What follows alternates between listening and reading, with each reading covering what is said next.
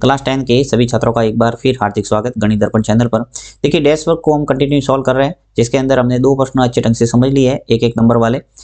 Next जो तीसरा प्रश्न है वो भी आपके एक नंबर का ही रहेगा, अति लघुत्रात्मक टाइप के प्रश्न आएंगे और इसके अंदर आपके टोटल 12 प्रश्न मिलेंगे आपको, ठीक है। और इसके अंदर एक एक नंबर के सारे प्रश्न रहेंगे, यानी 12 नंबर कवर हो जाएंगे अगर आप तीसरा प्रश्न अच्छे ढंग से समझते हैं, ठीक है। तो देखिए सबसे पहला जो प्रश्न है वो क्या है कि उस वर्ग की त्रिज्या ज्ञात कीजिए, यानी आपको त्रिज्या पूछा है जिसका क्षेत्रफल आपको दे रखा है 49 पाई, यानी 49 पाई वर्ग सेंटीमीटर आपको क्षेत्रफल दिया हुआ है, आपको पूछा है त्रिज्या। तो बहुत ही सिंपल है, यानी जो दे रखा है उसके बराबर कर दो। आपको वर्ग का क्षेत्रफल है वो दिया हुआ है, तो यहाँ दे रखा है वर्ग का क्षेत्रफल। देखो वर्ग का क्षेत्रफल, वर्ग का क्षेत्रफल कितना दिया हुआ है 49 पाई, ठीक। अब वर्ग का क्षेत्रफल का मतलब क्या होता है, वर्ग का क्षेत्रफल कितना होता है आपको सूत्र अच्छे ढंग से पता होगा, क्या होता है पाई आर स्क्वायर, राइट। अगर त्रिज्या आर है तो वर्ग का क्षेत्रफल क्या होता है पाई आर स्क्वायर, और पाई आर स्क्वायर है किसके बराबर 49 पाई के, ठीक है। अब देखो पाई इधर भी है लेफ्ट हैंड साइड में और राइट हैंड साइड, दोनों साइड पाई है, तो आप पाई को कैंसिल कर दो, ठीक है। क्या बचा आर स्क्वायर बराबर 49, ठीक है।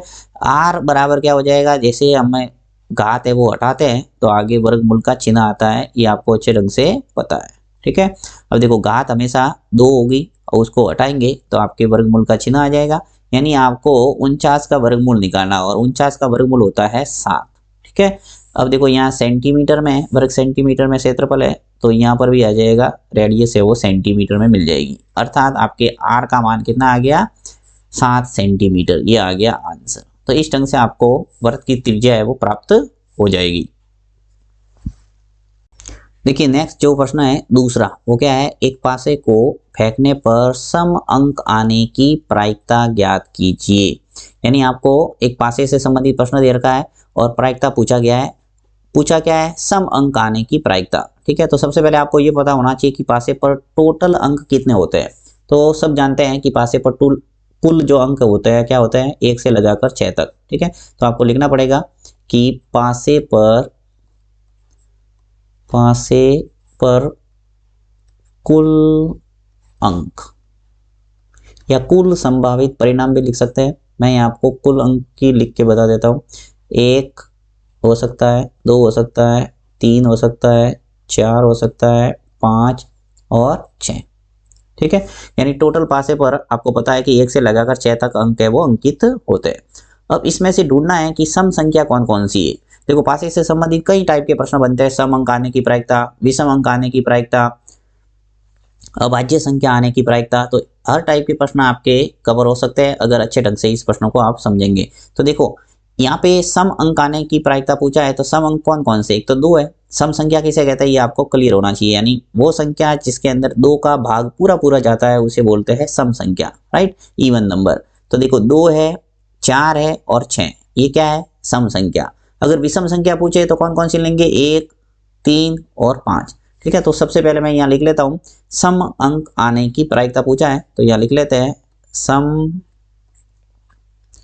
अंक आने की प्रायिकता।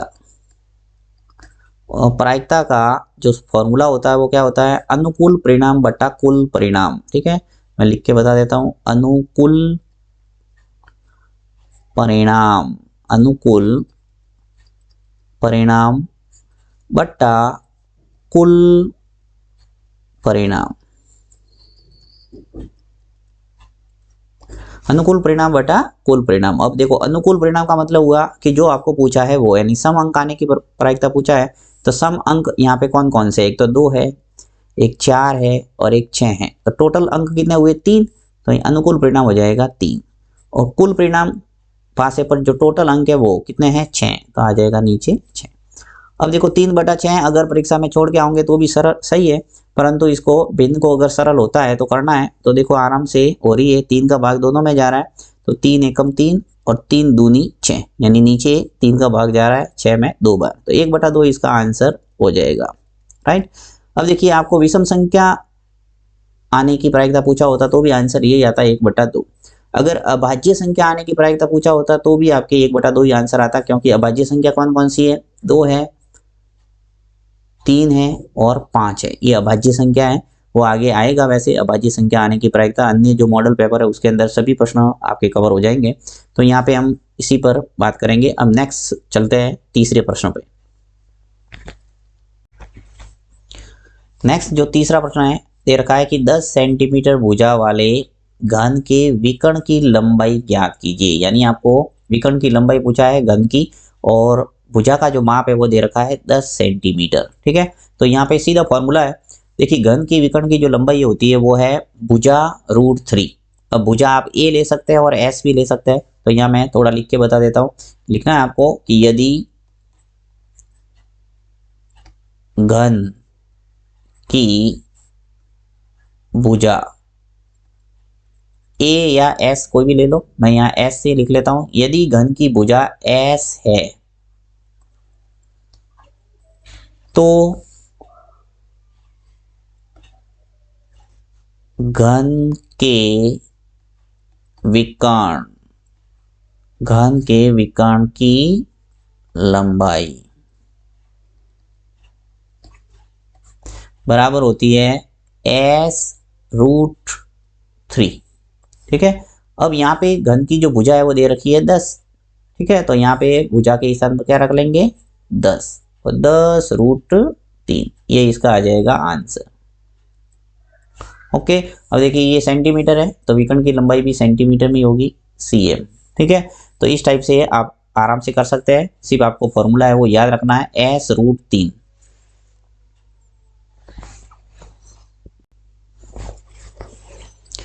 नेक्स्ट देखिए फोर्थ प्रश्न क्या दे रखा है कि एक लंबवर्तीय शंकु के आधार की त्रिज्या 5 सेंटीमीटर तथा ऊंचाई है वो 12 सेंटीमीटर है, तो शंकु की तिर्यक ऊंचाई निकालिए।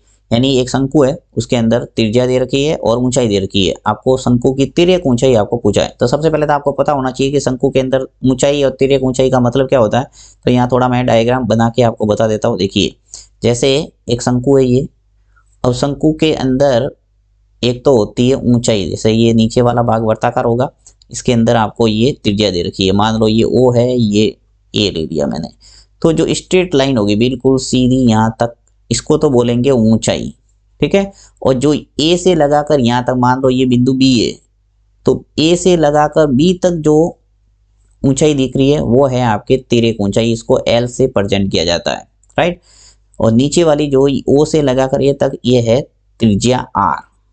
ठीक, तो देखो यहाँ पे h है और r है, यानी आपको ऊंचाई दे रखी है और त्रिज्या r दे रखी है। आपको पूछा क्या है, तिर्यक ऊंचाई यानी l आपको निकालना है। तो आपको स्पष्ट रूप से पता है कि देखिए a, o और b एक तरह से क्या दिख रहा है, समकोण त्रिभुज, और समकोण त्रिभुज में कौन सी प्रमेय लगती है, पाइथागोरस प्रमेय। तो पाइथागोरस प्रमेय की सहायता से आराम से आप इस तिर्यक ऊंचाई को निकाल सकते हैं। ठीक है, तो देखिए यहाँ पे मैं, देखिए l बराबर क्या होगा, यानी कर्ण स्क्वायर बराबर क्या होता है, l स्क्वायर बराबर हो जाएगा कर्ण स्क्वायर बराबर लंब स्क्वायर यानी h स्क्वायर हो जाएगा। देखिए ये लंब प्लस आधार स्क्वायर, यानी आधार क्या है r, तो r स्क्वायर। राइट, एक तरह से फॉर्मूले के रूप में सीधा ही आप याद कर सकते हैं। अगर याद रखना कठिन है तो आप पाइथागोरस प्रमेय को याद करके आराम से इस प्रश्न को कर सकते हैं। तो यहाँ पे देखिए कर्ण स्क्वायर बराबर लिखा मैंने, ये कर्ण है, ये लंब है और ये आधार है। तो कर्ण स्क्वायर बराबर हो गया आपके लंब स्क्वायर प्लस आधार स्क्वायर। ठीक है, अब देखिए l बराबर क्या हो जाएगा, यहाँ से अगर मैं घात 2 है वो हटाऊंगा तो आपके रूट के अंदर आ जाएगा दोनों, h square plus r square. Okay, अब ये फॉर्मूला आप सीधा अगर रटना चाहें तो रट लो, l बराबर होता है √h square plus r square. जैसे ही एग्जाम में आता है ये फॉर्मूला सीधा लगा के आप आराम से तिर्यक ऊंचाई वो निकाल सकते हैं। तो अब मैं देखिए मान रख लेता हूँ यहाँ, जिससे हमारे तिर्यक ऊंचाई l का मान आ जाएगा। h है वो कितना है, देखिए ऊंचाई कितनी दे रखी है 12, तो 12 लिख लो और उसका वर्ग कर दो, फिर प्लस r कितना है, देखिए त्रिज्या कितनी है 5, तो यहाँ लिखूंगा मैं 5 और उसका वर्ग। ठीक, तो देखो हमारे 12 का जो वर्ग है वो क्या आ जाएगा 144, फिर प्लस 5 का वर्ग कितना होता है 25। ओके, अब देखिए यहाँ पे मैं इसको सरल कर रहा हूँ, 144 और 25 को जोड़ेंगे तो कितना हो जाएगा, रूट के अंदर 169, और 169 का जो वर्गमूल होता है वो है 13। यहाँ पे सभी मान सेंटीमीटर सेंटीमीटर, तो ये भी किस में हो जाएगा, सेंटीमीटर में। यानी आपके तिर्यक ऊंचाई वो कितनी आ गई, 13। तो इस ढंग से आप आराम से किसी भी शंकु की तिर्यक ऊंचाई है वो निकाल सकते हैं। कई बार आपके तिर्यक ऊंचाई दे रखी होती है और ऊंचाई दे रखी है, आपको त्रिज्या पूछा जा सकता है, तो वही पाइथागोरस प्रमेय के अंदर आपको पक्षांतर करके मान निकालना पड़ेगा। आगे प्रश्न आएंगे, हम इसी टाइप के और करते रहेंगे। नेक्स्ट आगे बढ़ते हैं, इसके अंदर 5वां प्रश्न लेते हैं। नेक्स्ट है 5वां प्रश्न। 5वां अत्यंत ही सरल है, देखिए बंटन 1, 3, 2, 5, 9, 11 का माध्यक आपको पूछा है। ठीक है, तो इस टाइप के छोटे प्रश्न माध्यक और बहुलक से संबंधित आते हैं, बहुत ही सरल है और एक एक नंबर आप आराम से इसमें ला सकते हो। माध्यक निकालने के लिए आपको ध्यान रखना है, आंकड़ों को या तो आरोही क्रम में जमाओ या फिर अवरोही क्रम में जमाओ। ठीक है, और उसके सबसे सेंटर में जो संख्या आएगी वो ही उसका क्या होगा, माध्यक। ठीक है, तो यहाँ पे देखते हैं हम। सबसे पहले मैं इन आंकड़ों को क्या करूंगा, आरोही क्रम में जमाऊंगा। तो यहाँ लिखता हूं, आंकड़ों को आरोही यानी एस्केंडिंग ऑर्डर में आपको एडजस्ट करना है, आरोही क्रम में रखने पर। ठीक है, जो भी आंकड़े दे रखे हैं उनको क्या कर रहा हूं मैं, आरोही क्रम में रख रहा हूं। आरोही क्रम का मतलब होता है सबसे पहले छोटी संख्या, यानी बढ़ते क्रम में आपको लिखना है। तो सबसे पहले 1 आएगा, उसके बाद में जस्ट बड़ी 1 से 2 है, 2 लिख लो। 2 के बाद में जस्ट बड़ी कौन सी है, देखिए 2 अगर और है तो 2 पास पास में लिखना है। ठीक है, ऐसे आंकड़े भी आपको मिलेंगे। तो देखो यहाँ 2 एक ही है, लिख लिया। उसके बाद में 3 लिख लो। उसके बाद में देखिए 3 के बाद में सीधा 5 ही है, 5 लिखो। और 5 के बाद में 9 दिख रहा है, 9 लिख लो। और 9 के बाद में 11 है। ठीक है, तो सभी आंकड़े आपके आ गए। अब देखिए यहाँ पे सबसे सेंटर में संख्या कौन सी है, 1, 2, 3 और 1, 2, 3, यानी यहाँ पे सेंटर में आपको नहीं मिल रही है। अगर यहाँ पे एक संख्या और होती, मान लो 12 या 15 जैसे होती, तो मुझे 5 है वो स्पष्ट रूप से बीच में संख्या मिल जाती, 3 इधर रहते और 3 इधर रहते, राइट। परंतु यहाँ पे स्पष्ट 6 संख्या दे रखी है, तो आपको बीच में इन दोनों संख्याओं को लेना है। 2 इधर छोड़ दिए और 2 इधर छोड़ दिए, राइट। यानी सेंटर में आपको कौन कौन सी संख्या मिल रही है, 3 और 5। तो 3 और 5 को आपको जोड़ के 2 का भाग देना पड़ेगा। तो यहाँ पे माध्यक बराबर क्या हो जाएगा, देखिए माध्यक बराबर होगा, ये जो 3 और 5 इनको जोड़ो, 3 + 5 और 2 का दे दो भाग। ठीक है, 3 और 5 को जोड़ा, कितने हो गए, 8, और 8 के अंदर 2 का भाग देंगे तो आपके आंसर आ जाएगा कितना, 4। ये आ गया आपके माध्यक। ठीक है, तो इस ढंग से प्रश्न आपके माध्यक वाला आराम से कर सकते हो। अगर मेरे यहाँ पे एक और संख्या होती तो बीच में एक संख्या मिलती, वही उसका क्या होता, माध्यक। ठीक है, तो आपको ध्यान रखना है, जब भी आपके सेंटर में एक संख्या ना मिले तो 2 संख्या लेना है और दोनों को जोड़ के 2 का भाग देना है। नेक्स्ट देखिए आपके जो प्रश्न है छठा, क्या दे रखा है, बंटन दे रखा है 3, 7, 5, 2 और 6। ठीक है, इनका आपको पूछा है माध्यक। इससे पहले हमने माध्यक वाला प्रश्न किया, उसमें हमने क्या किया था, आरोही क्रम में जमाया और सबसे सेंटर में जो संख्या मिली वो हो गया माध्यक। माध्यक निकालने के लिए आपको क्या करना पड़ता है, सभी संख्याओं को जोड़ना है और जितनी संख्या होती है उसका भाग देना है। कितनी संख्या, 1, 2, 3, 4 और 5, यानी 5 का हमें भाग देना पड़ेगा सबको जोड़कर। ठीक है, तो सबसे पहले मैं लिख लेता हूँ, देखिए माध्यक बराबर होता क्या है, आंकड़ों का योग बटा आंकड़ों की संख्या। ठीक है, सूत्र आपको पता होगा इसलिए मैं नहीं लिख रहा हूँ। या फिर लिख सकते हैं राशियों का योग बटा राशियों की संख्या। मैं यहाँ सीधा आंकड़ों का योग कर लेता हूँ। देखिए 3 + 7 + 5 + 2 + 6, ये जितने भी आंकड़े थे उन सबको मैंने योग में लिख दिया और नीचे आपको भाग देना है कितना, 5 का। क्यों, 1, 2, 3, 4 और 5, टोटल 5 संख्या है तो 5 का भाग देना है। ठीक है, इन सभी संख्याओं का योग कर दो। देखो जोड़ेंगे तो आपके आ जाएंगे 23 और नीचे कितना है, 5 का भाग दे दो। अब देखो 23 के अंदर 5 का भाग पूरा पूरा तो जाएगा नहीं, तो आपके पॉइंटों में उत्तर आ जाएगा 4.6। ठीक है, तो इस ढंग से आपके आंसर आ जाएगा माध्यक कितना, 4.6। नेक्स्ट देखिए जो 7वां प्रश्न है वो है प्रायिकता से संबंधित। यहाँ पे दे रखा है कि यदि PA दे रखा है 0.65 तो A नहीं की प्रायिकता ज्ञात कीजिए। तो यहाँ पे एक फॉर्मूले की सहायता से आपको प्रायिकता निकालना होगा।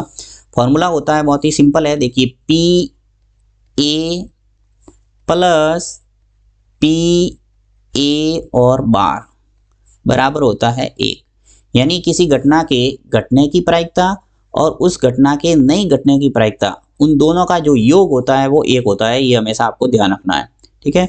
तो आपको यहाँ पे PA का मान दे रखा है, देखिए 0.65 और A नहीं यानी कि PA बार आपको निकालना है, ये आपको निकालना है। कभी आपको इसकी प्रायिकता दे रखी होगी ये पूछेगा, तो सूत्र है वो यही रहेगा, कुल मिला के 1 में से आपको घटाना पड़ेगा। देखो कैसे, PA का मान कितना दे रखा है 0.65, तो यहाँ लिखूंगा मैं 0.65, फिर प्लस यहाँ पे जो मान निकालना है वो ऐसा का ऐसा लिखूंगा PA और बार बराबर 1, ठीक।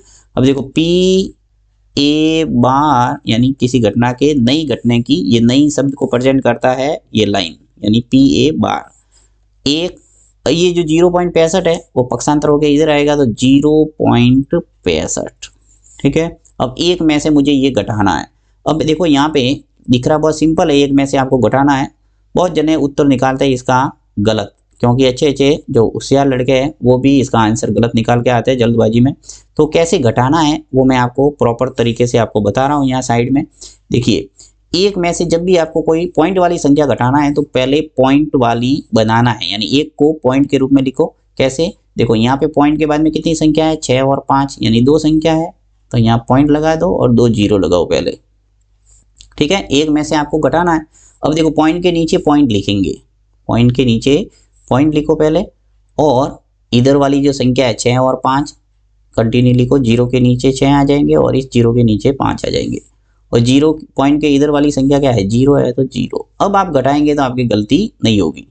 तो देखो 0 में से 5 जाता नहीं है तो उधार लेंगे यहाँ से, 10 में से 5 गया 5, यहाँ पे उधार लिया तो कितना हो गया 9, और 9 में से 6 गया कितना बचा 3।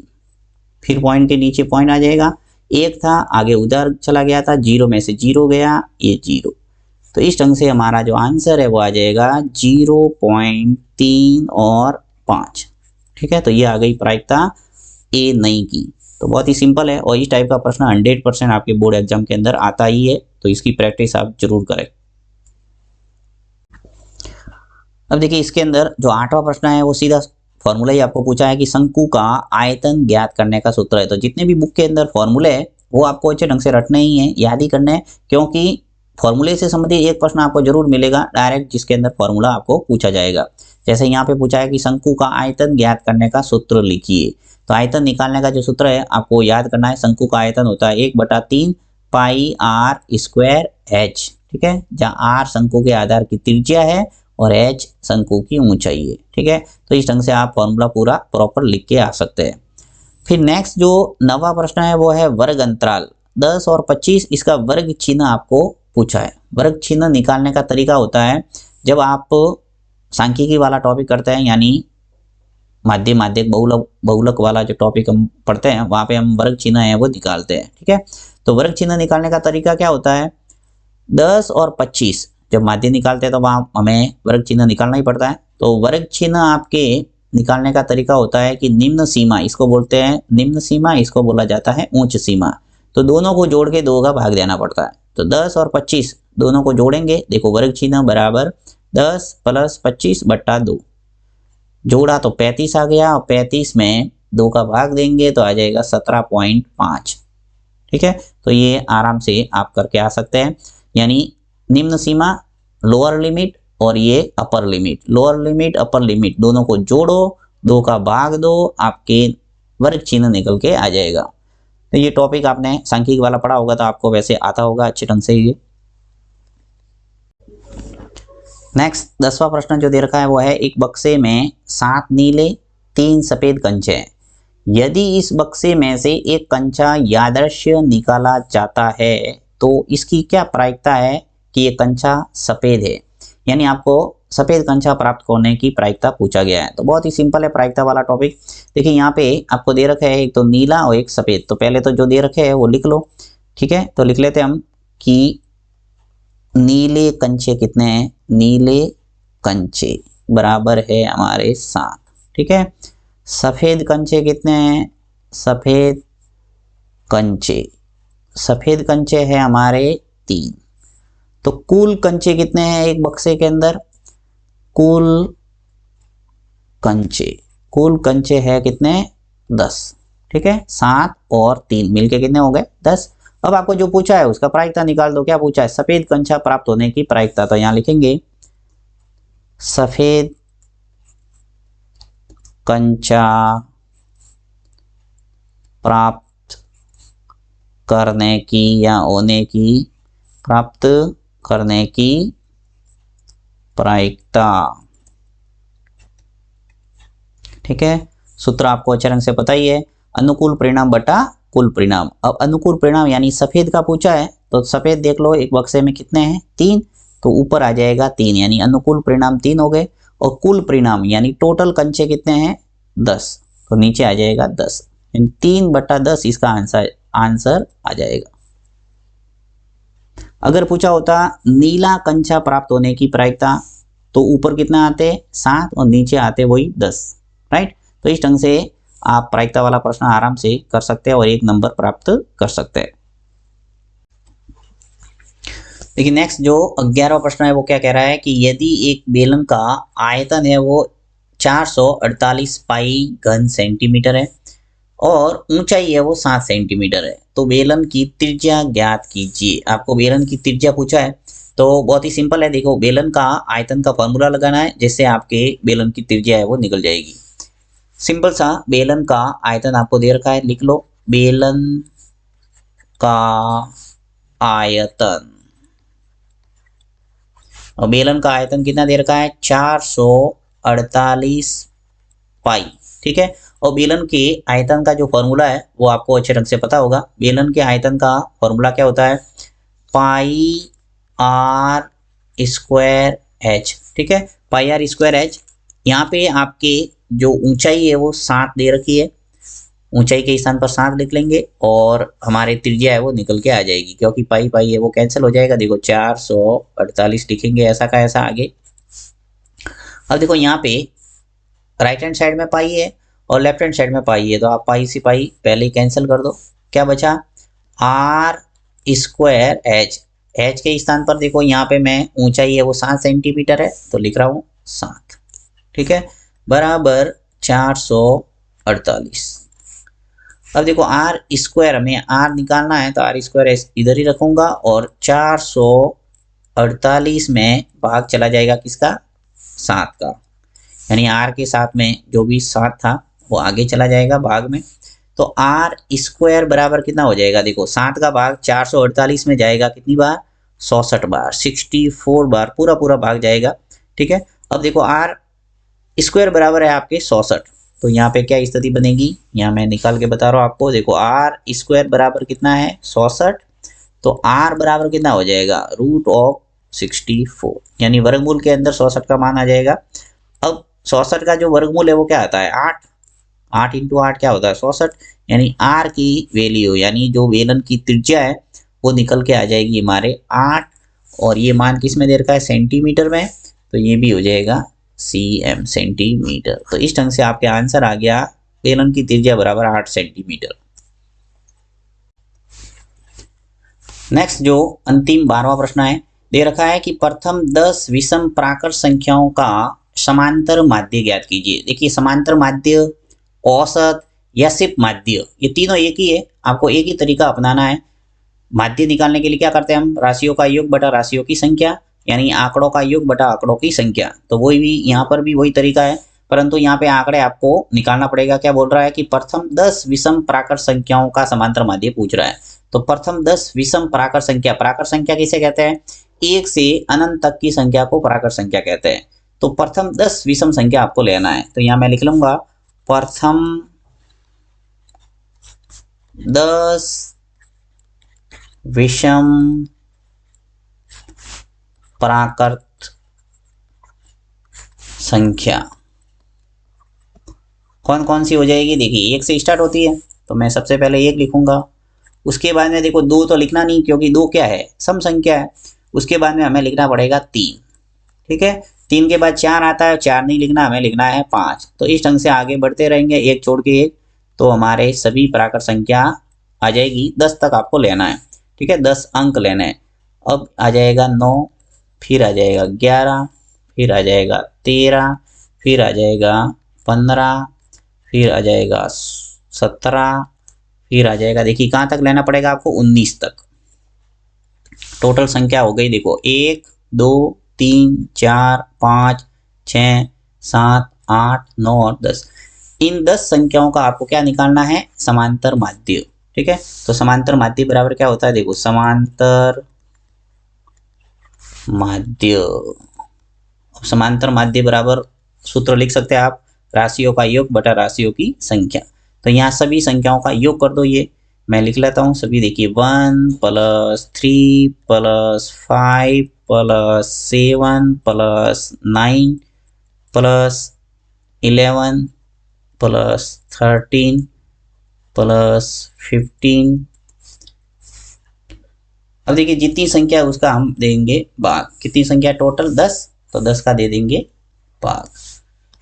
अब इन सभी संख्या का योग कर दो, 1 3 5 7, इन सबको योग करेंगे, आप जोड़ेंगे तो आपको मिलेगा 100, ठीक है। और 100 बटा 10, 10 का भाग देंगे 100 में, तो आपके आंसर आ जाएगा 10। या फिर ऐसे कर सकते हैं, 0 से 0 कैंसिल कर दो, क्या बचेगा 10, यानी आपकी समांतर माध्य आ गया 10, ठीक है।